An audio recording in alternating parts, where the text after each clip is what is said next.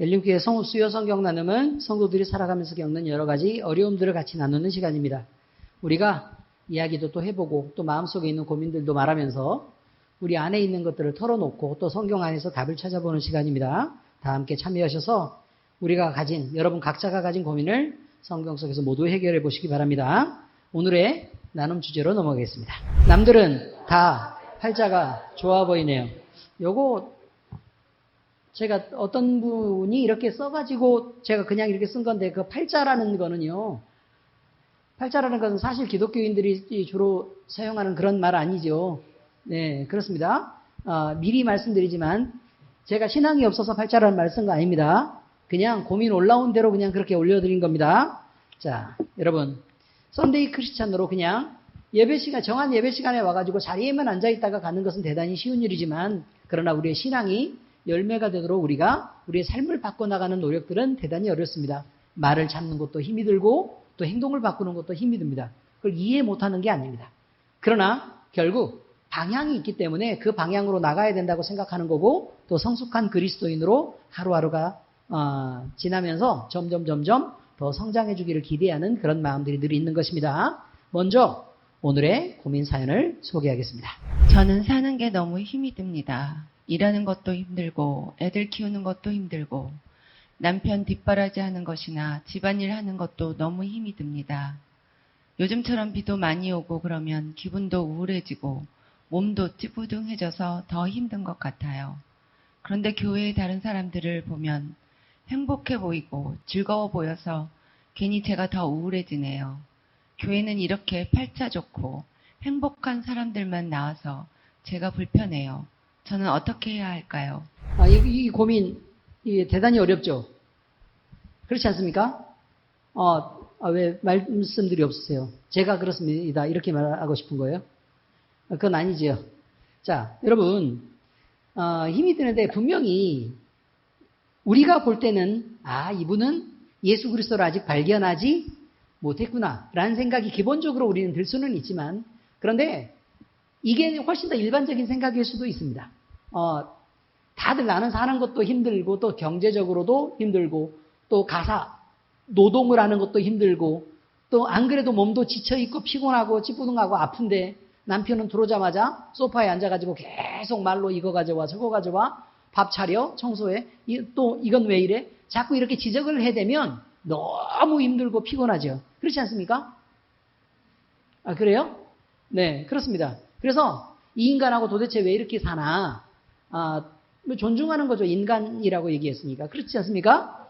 네, 이 인간하고 도대체 왜 그렇게 내가 지금 이렇게 살고 있나? 응? 이놈의 새끼들은 도대체 누구 자식인가? 이런 생각들이 들면서 나는 도대체 누군가? 라는 우울함에 빠지게 되는 경우들도 많이 있는 것이 사실이라 이런 말입니다. 여러분 이렇게 그런데 교회에 나와보니까 다들 행복하고 평안해 보이고 좋아 보이고 이렇게 하거든요. 그런데 아무리 웃어도 각자 마음속에 힘든 부분들도 다 있는 거고 그 다음에 어려워서요 기도를 하고 있는 부분들도 있을 것입니다. 물론 그 어려움들을 지금 넘어서 조금 더 평안한 때를 만나신 분들도 있을 것입니다. 자, 그런데 이런 분들의 고민들을 우리가 함께 공감하고 나누고 그리고 여러분도 이런 분들의 편들을 들어주면서 같이 이 마음들을 이해할 수 있는 그런 넓은 마음들을 늘 갖기를 바랍니다.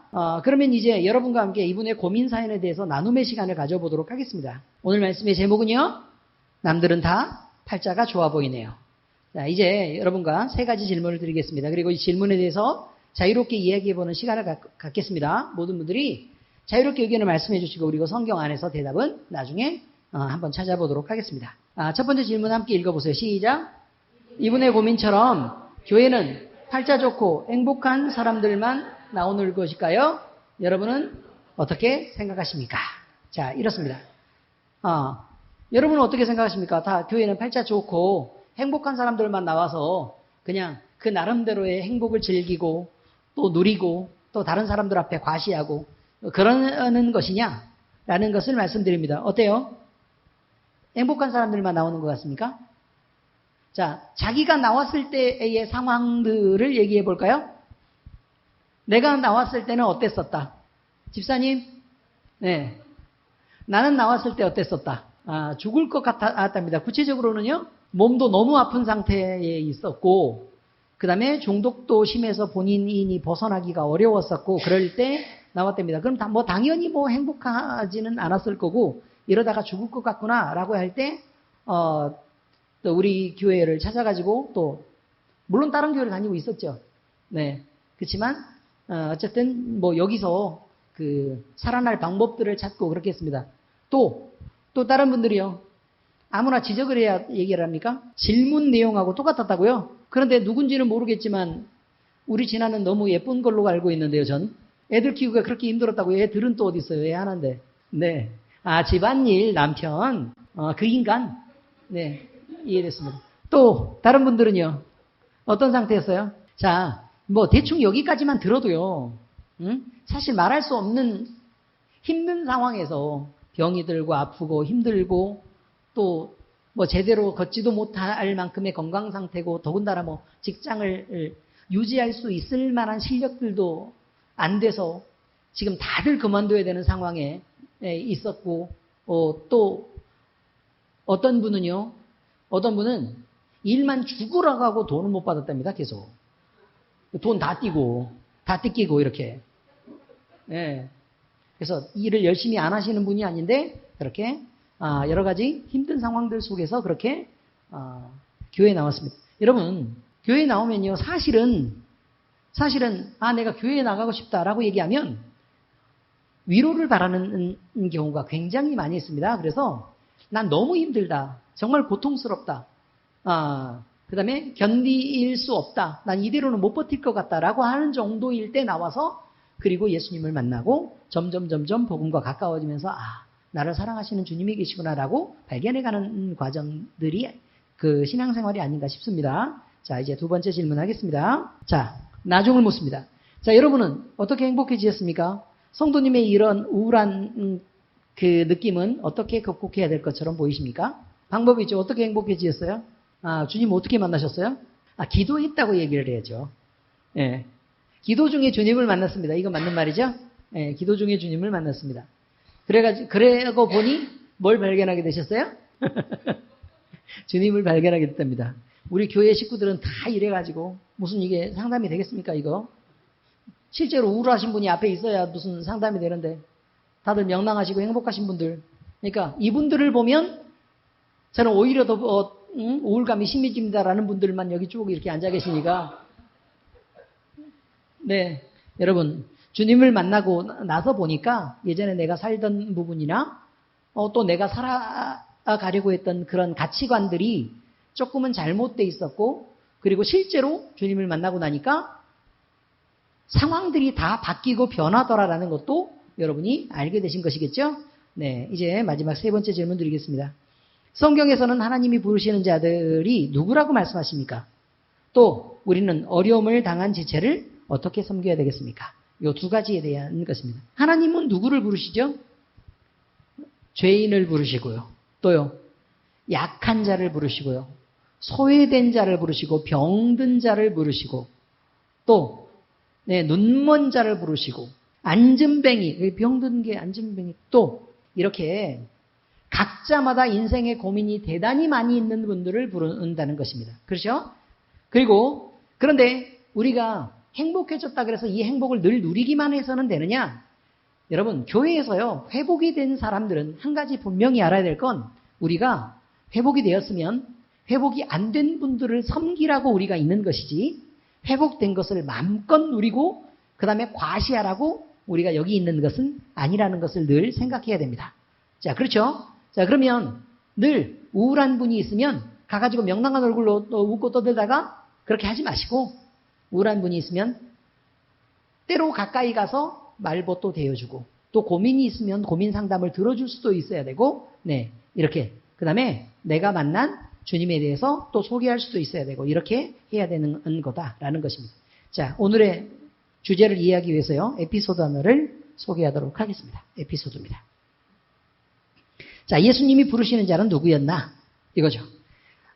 예수님은요, 수고하고 무거운 짐진 자들을 부르셨다라고 얘기합니다. 수고한다는 얘기가 무슨 말이죠? 내가 상황이 어떻든 간에 멈출 수 없는 거란 말이에요. 상황이 어떻든 간에. 그래서 예를 들어 병에 걸려 있어요. 그러면 내 상황이 어떻든 간에 병에 걸려 있으면 계속해서 병에 걸려 있으면 쉬어야 되는데 요양을 하고 치료를 받아야 되는데도 끊임없이 움직일 수밖에 없는 상황이고 내가 돈을 벌어야 되는 상황이고 내가 지쳐 있는데도 불구하고 남을 위해서 희생을 계속해서 하는 노력을 해야 되는 상황이고 이런 사람들이 수고하는 사람들입니다. 이해는 잘 되시죠? 그래서 고생스럽다 이렇게 표현하는 게 맞아요. 고생스럽다. 나는 진짜 고생스럽다. 나는 내 인생을 조금 나도 좀 누리고 살고 싶고 나도 한 번밖에 안 사는 인생인데 나도 좀 누리고 싶고 나도 좀 즐기고 싶고 나도 남들처럼 좋은 옷도 입고 싶고 응? 좋은 것도 갖고 싶고 또 맛있는 것도 먹고 싶고 또 좋은 데를 다니면서 여행도 하고 싶은데 나는 도대체 이 수고가 끝나지 않아서 끊임없이 내게 짐이 지어져서 나는 정말 견딜 수가 없을 만큼 힘이 든다. 이게 수고하는 자들입니다. 무거운 짐이라는 것은요. 그 책임이 나에게 맡겨졌다는 것입니다. 그래서 이 무거운 짐이라는 것은요. 세상을 살아가면서 갖는 짐을 얘기해요. 세상을 살아가면서 내가 인간적으로 육체가 있어서 져야 되는 여러 가지 짐들을 얘기하는데 주님은 이런 분들을 부르신다는 것입니다. 마태복음 11장 28절 30절 같이 읽어보실까요? 시작.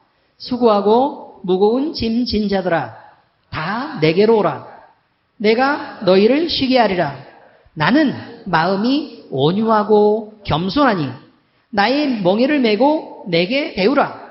그리하면 너희 마음이 쉼을 얻으리니 이는 내 멍에는 쉽고 내 짐은 가벼움이라 하시니라. 사람들이 생각할 때요. 십자가를 지는 일은 대단히 무겁고 힘든 일인 줄 알아요. 예수님을 닮아서 사는 일은 엄청 힘든 일인 줄 알아요. 그런데 여러분이 살아보셨잖아요. 예수님을 닮아서 산다는 것은 하나님께 내 무거운 짐들을 다 맡기고 사는 삶을 얘기해요. 어때요? 맡겨보시니까 어떻든가요?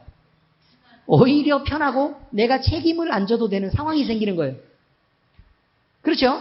자, 그런데 우리 주님은 내가 수고하고 무거운 짐을 졌을 때 우리 주님 앞에 오면 우리 주님의 마음은 어떻게 받아들여 준다고 말하냐면 온유하고 겸손하게 받아들여 준다 이 말이에요. 자, 우리가 성도들이 기본적으로 가져야 될 태도를 얘기하는 거예요. 온유하고 겸손한. 온유하다는 말은 하나님의 말씀에 길들여졌다 이런 말인데 하나님의 말씀을 보면 이웃에게 따뜻하게 해라. 이웃에게 따뜻하게 해라. 그리고 부드러운 마음을 가져라. 그리고 독한 마음을 품지 말아라. 이런 것들이 서로 사랑해라. 이런 게 온유한 마음입니다. 그죠? 그 다음에 겸손하니라는 말은 나를 남보다 어떻게 한다고요? 낮추라고. 나를 남보다 낮추라고. 근데 나를 낮추는 게 어렵죠? 해보니까 나를 낮추는 게 잘 돼요? 안 돼요? 안 되죠? 그러면 나를 낮추는 방법이 두 가지가 있는 거예요. 하나는 상대를 두고 내가 낮아지는 방법이 있고 근데 이게 되게 어려운 거라고요. 되게 어려운 거라고.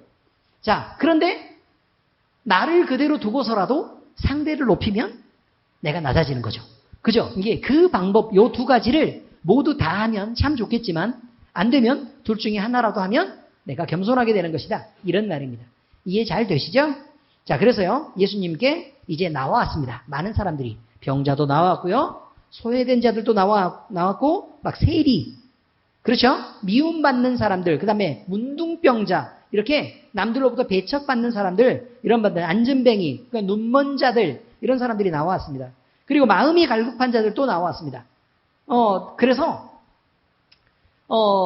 주님 앞에 나와왔더니 주님은 어떻게 받아들여 주셨다고요? 따뜻하게 받아주셨고 또 그들을 소중하게 대우해 주셨다. 이런 말입니다. 그래서 주님께 나오는 자들은요.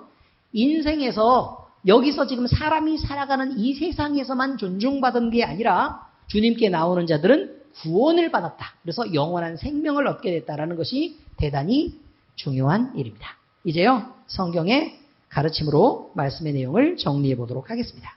성경의 가르침입니다. 첫 번째요. 1번 하나님은 약한 자들을 부르시고요. 구하고 찾는 자들을 만나주십니다. 자, 우리가 하나님께 나오고 싶은데 그럼 교회만 나오면 되나요?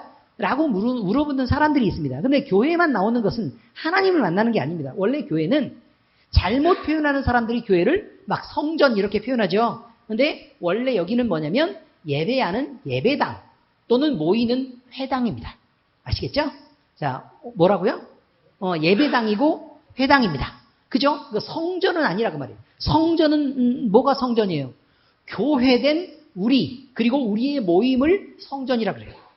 이해가 잘 되시죠? 자, 이렇습니다. 그런데 그러면 결국 하나님을 만나려면 주님이 계신 곳으로 나아가야 되잖아요. 그죠? 그러면 내가 성전이 돼야 되거나 아니면 우리 모임이 성전이어야 된다. 그런 말이에요. 그러니까 처음으로는 이거죠. 내가 주님을 영접해서 주님을 믿는 거예요. 그리고 그 주님을 품고 그 주님과 함께 살아보는 것입니다. 이것이 성전되는 거예요. 주님을 만나는 일이에요. 또 두 번째는 교회의 무리에 속해서 그들과 함께 있는 거예요. 이것이 본질적인 위로가 있는 것이다라는 것을 우리는 꼭 알고 있어야 된다 그 말이에요. 자, 이렇게 우리가 들어왔어요. 그러면 들어오면 우리 주님은 그냥 만나주시느냐? 그게 아니에요. 그게 아니고 뒤편을 읽어보면 뭐라고 나와요? 구하고 찾는 자들을 만나주신다. 이런 말이에요. 그냥 멀뚱멀뚱 자리만 차지하고 있는 게 아니라 나는 주님을 만나고 싶어요. 라고 해서 노력하고 또 주님 앞에 부르짖고 기도하고 이렇게 해야 주님이 만나주신다는 거예요. 성경을 읽는 노력도 있어야 되고 또 말씀을 배우는 노력도 있어야 되고 그래서 주님이 누구신지를 찾아보는 거예요. 계속 찾아야 돼요. 그래야 주님이 만나주신다고 얘기하는 것입니다. 자, 마태복음 7장 7절에서 8절 같이 읽겠습니다. 시작.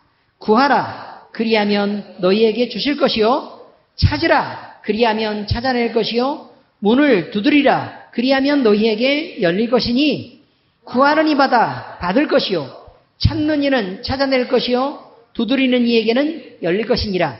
다시 말하면 내가 구해야 된다고요. 다시 말해서 기도하고 부르짖지 않으면 안 된다는 얘기예요. 그냥 나와 있는 것만으로는 안 되죠. 그래서 반드시 구해야 된다. 그 다음에 어떻게 된다고요? 찾아야 된다. 그래서 말씀을 통해서 찬양을 통해서 또 설교를 통해서 또 교제를 통해서 이렇게 살아계신 하나님을 찾아야 된다고요. 안 찾고 내가 교회를 뭐 몇 년 다니면 뭐 알아서 만나지겠지. 그런 거하고는 전혀 상관이 없는 게 주님을 만나는 일이라 이런 말이에요. 그 다음에 문을 두드리라. 주님이 문 앞에 계시단 말이에요. 그럼 문을 두드리면 어떻게 해준다고요? 열어준다고요. 근데 나는 아무런 노력도 하지 않고 주님이 당연히 나를 만나주시겠지. 그래서 교회에 와서 그냥 자리만 차지하고 앉아있는 곳으로는 그것은 주님을 만나는 방법이 아니라 이런 말입니다. 반드시요. 명령하죠. 구해야 한다. 누가요? 네가 해야 된다는 거예요. 그죠? 찾아야 된다. 누가요? 네가 찾아야 된다. 문을 두드려야 된다. 누가요? 그거 네가 두드려야 된다 그 말이에요. 그래서 긍정적으로 우리의 역할이 있다는 것을 우리는 알아야 된다는 것입니다. 그리고 이렇게 어려움을 당하신 분들에게 이렇게 주님을 소개하는 것이라 이런 말입니다. 이해되셨죠? 자, 그런데요. 하나님은 왜 자꾸 우리에게 구하라고 하고 찾으라고 하고 문을 두드리라고 하시느냐? 우리 주님은 우리에게 좋은 것을 주시려고 준비하고 계시기 때문에 그렇습니다. 우리가 주님을 만나서요. 나쁘게 받고 늘 희생하고 하는 것이 아닙니다. 주님은 우리에게 더 좋은 것을 주시려고 늘 많은 것들을 예비하고 계시고 또 우리에게 더 좋은 걸 베풀어서 더 나아지게 하려고 하시는 분이기 때문에 그렇단 이 말입니다. 자, 그러므로요. 주님께 나아가서 좋은 것들을 구하시기 바랍니다. 긍정적으로 여러분들이 노력하기 바랍니다. 그러면 우리 주님은 여러분들을 만나주시고 또 당연히 좋은 것을 베풀어 주실 것입니다. 자, 이제 두 번째입니다. 읽어보겠습니다. 두 번째, 시작. 주님의 평안이 임해야 행복해집니다. 나와서 그냥 행복해질 수 있느냐? 그게 아닙니다. 뭐 교회가 뭐 돈을 빌려줄까요? 그것도 아니잖아요. 아니면 일을 덜어줄까요? 그것도 아닙니다. 자, 주님이 평안하게 해주셔야 평안해지는 것입니다. 자, 요한복음 14장 27절 같이 읽겠습니다. 시작. 평안을 너희에게 끼치노니 곧 나의 평안을 너희에게 주노라. 내가 너희에게 주는 것은 세상이 주는 것과 같지 아니하니라. 너희는 마음에 근심하지도 말고 두려워하지도 말라. 여러분, 근심 있고 두려움 있고 늘 불편한 마음이 있으신 분들은 이 말을 생각해야 됩니다. 주님께는요, 뭐가 있다고요? 평안이 있다고요. 우리의 삶을 평안하게 해주신다는 게 아니에요. 이거 잘 들어보셔야 돼요. 우리의 삶을 평안하게 해주시는 게 아니라 주님이 갖고 계시는 평안이 있다고요. 주님이 갖고 계시는 평안을 그거를 나한테 주시겠다고요. 그러면 그거를 내가 받으면 그 평안을 누릴 수 있게 된다고 얘기하는 것입니다. 그러니까 자, 내가 원하는 삶의 방식이 존재하고 내가 원하는 삶의 목표가 있고 또 내가 누리고 싶은 뭔가 있는데 그런 방법으로 예수님이 뭘 들어주셔가지고 너희는 자 많은 것들을 누려서 마음대로 평안해주세요 라고 하는 것이 아니라 이런 말입니다. 아시겠죠?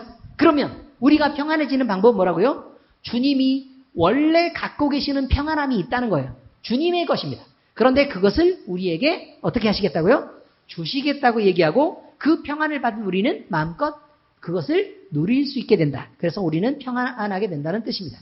자, 그러므로 세상을 구하는 욕심으로는요, 당연히 행복해질 수 없는 것입니다.